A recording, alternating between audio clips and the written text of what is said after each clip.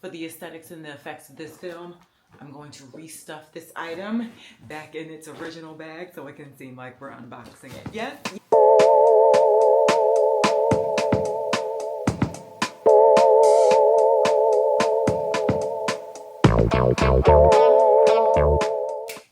All right, cookies, we're here for a treat because I'm unboxing a new purchase that I've been wanting to make for a while, and I actually was going to make this purchase in September for my birthday, but after visiting the retailer store and finding that they are not going to make as many units anymore of any of their styles, I was like, let me hop on this real quick. So just a little bit of the background story. Oh, by the way, what's up, cookies? How y'all doing? Welcome. If you're new here, you might want to hit that subscribe button because around here, this cookie community, we like to talk about all things fashion. We like to get a little good old kiki in and laugh and giggle and talk about lifestyle. And today we are doing an unboxing, a luxury unboxing. Okay, so why my bracelet sliding off? Hold on now. Where you going, Sawarski? Anyway, so last year I started talking to you guys about how, you know, I've never really been a handbag girly as much as I wanted to because a few things. I'm more of a shoe girl, and I've been collecting clothing since I've been in the industry for 20 years at this point, right?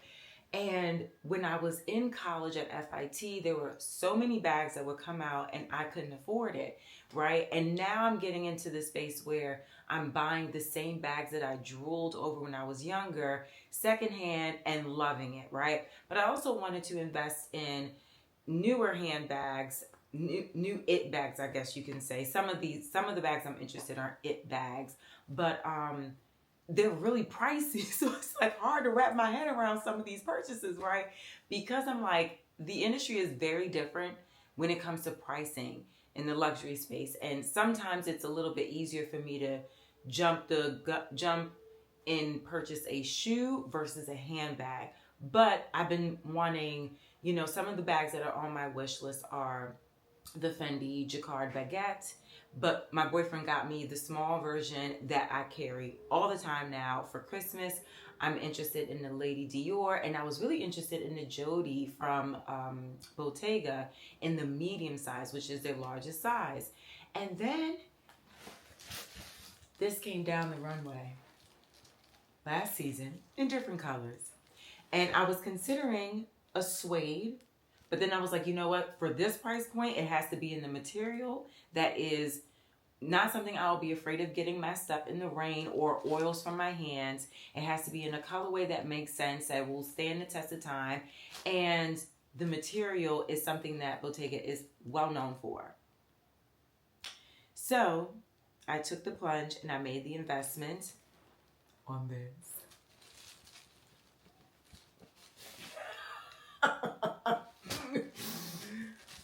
Ladies and gentlemen,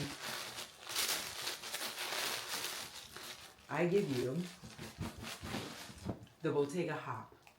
She's so big and grand. She is so big and grand. Now this is the fondant color. This, I don't know if you can hear me with all that crinkling. This is the fondant color, which is a dark brown. And in some cases, it kind of shows like black. So that's why I was like, this is the color, this is the material. I was interested in the tan suede, but I also really wanted this one too. I mean, at the whopping price point that she is very hefty. Here's the thing, Bottega is known, it's up there with brands like Hermes and Coach as far as leather quality is concerned. I have two other bags from Bottega that I got at a discount. The cassette padded bag in a patent dark green, and the Bottega clutch in the beautiful red. And I wear both of those bags so much, so I know that I'm a Bottega handbag girly. I know that for sure. I don't know about how I would really get accustomed to other brands and whatnot, but I truly love this. So I went to the Bottega store with Lorraine just to, like, you know, get a look at it up close and whatnot. And the associate, which I need to go back and shop with him, because I did order this from Louis Veroma, which I saw Scout in the City and Karen Britchick work with them. So I felt like, okay, if they're working with them, I never purchased anything from them, let me get it from them. And It shipped very quickly. It did have to go through customs because of the price point, but it was easy and the customer service was phenomenal. So anyway, the young man at Bottega, and I wasn't ready to purchase it at that time that day, he told me that they're not going to be making so many of these styles in a lot of units anymore. So I think I like that for sustainability. I don't love that for, you know, exclusivity type of reasons, you know, keeping certain people out, you know, or people needing to save up a certain amount to buy something like this. And then, you know, I don't know. I don't love exclusivity in certain ways when it comes to designer brands, but I understand the sustainability aspect of making too many units of one thing that I can appreciate. But anyway, I just loved it. So, okay, it doesn't have that knot on the shoulder like it does with the Jody bag, which I kind of like more. The Bottega bags that are on resale now from years ago in the same interaction weave, this woven leather, they're basically the same but with a rounded edge and no knot. And I was like, you know, I've been looking at those to purchase for secondhand, but I was always hemming and hawing about the Jody bag. And when this came out and the size that it did, I was like, oh yes, I'm a nerve.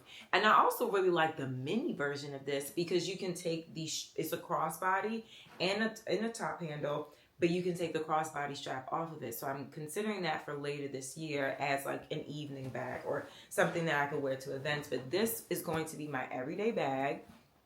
It fits so many things inside. It fits my laptop. I carry this bag around with all like my toiletries and wallets and all this other stuff in there. I got a new wallet that's more of like a passport wallet, and it fits my sunglasses, my umbrella, it fits everything. And I wore it in the rain and she held up very nicely. And that's the thing, I can trust Bottega leather in the rain. It's so good. It's so yummy. It's so soft. I can also wear it. Let me take out the stuffing. If I'm feeling super chic and not having too many things in it, I can also wear it like this, folded. And I just love how it also has like this magnetic closure here, here and here, and that's how it basically collapses and closes. And it makes it really tough to get inside there. I also noticed about this bag, it stays on the shoulder, which is another thing that I was just like, with our coats and stuff that we wear in New York, I need to make sure that a shoulder bag is going to stay on my shoulder. Because why would it be called a shoulder bag if it's not going to stay on my shoulder? So anyway, it stays on the shoulder. I love how there's not a lot of seams with it either.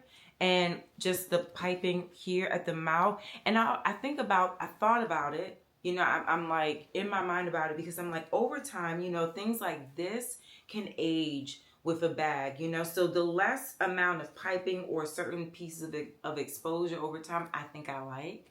The other thing that I wanted to point out, right, if you're interested in buying secondhand items, or you're buying from a new website, or I know a lot of people buy things from Satire. I've bought things from Satire, so I wanted to talk about how to tell a counterfeit or how to authenticate your handbag yourself, just for like a pre-check. But you can always take it to a place like FASHIONPHILE or an actual, you know, the brand name store and ask them to authenticate. Not all stores are going to do it. If you find a nice associate, they'll do it. But I wanted to point out two things.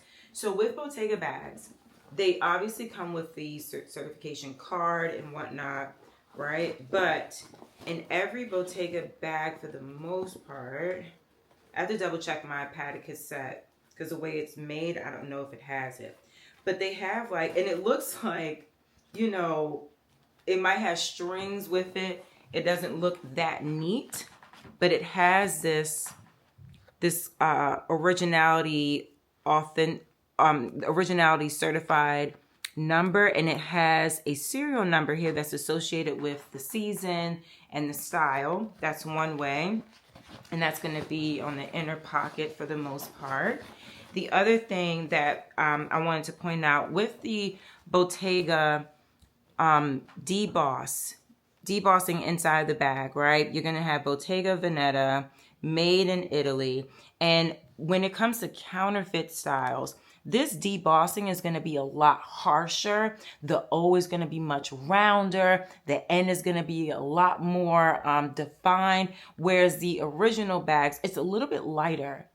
And the N is a bit more pointed and the O is a little bit more slight. So it's really interesting to know that that's the difference. Like, you would think the real version would be really like pressed on there, whereas the real version is a softer deboss. So I just wanted to talk about that really quickly. And also, yes, it has one large zipper pouch on the inside, but I am in love with this. It's pretty large. I mean, my laptop is a 13-inch, so this is definitely, if that can fit in there, this is probably like a 15, 17-inch width.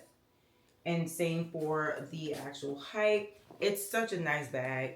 It just wears so well, y'all. I'm so happy I got this bag. I'm going to wear it again today. This is going to be my 4th time wearing it. I'm just so happy to be skipping around about with this big ass bag on my shoulder. I love it so much. And I mean, it is a ludicrously capacious bag, as Tom would say, but I mean, it does fit everything. And according to how I thought about purchasing this too, my lifestyle, I'm always on the go. I carry so many bags as it is, and honestly, I wanted a large hobo bag, and I was very happy that there's more styles available this season because it is a trend for these large hobo bags. Thank God. I've always loved large, big ass bags. I'm a big bag girl. But this kind of eliminates some of the extra bags that I have to carry around because it can hold a lot of stuff. It's pretty lightweight. It's not that heavy by itself. You know what I mean? Because some bags, you get it, it's super heavy, like the Celine Phantom. Oh my God. I barely wear that bag because it's so heavy. You put one thought into it and it weighs a ton. It's ridiculous, but this is pretty lightweight. It's gorgeous. It's gorgeous. I put it right in my basket, as Caleb would say. He's one of my favorite models. But yeah, I just very excited for this. This was a big purchase. This was a big purchase. And also, you know, I do think that purchasing from certain brands, like, I want to be smart about the types of bags that I invest in for resale value. If in case I need to resell a bag, or if I want to resell a bag, like if I'm not using one that much and I'm like, you know what, I'd rather get something else. Let me swap it out for something with FASHIONPHILE or you know, Rebag, one of those brands like that. And I want to buy from brands that have a good resale value as well. Even though when I'm purchasing it, it's not at top of mind. It's more of, I want to make sure I'm going to get my use out. And we always have the intention of getting the most use out of our things. But here and there are times where we'll buy something and just realize, like, dang, I really did not wear it as much as I thought. It's a bit too this, a bit too that for me.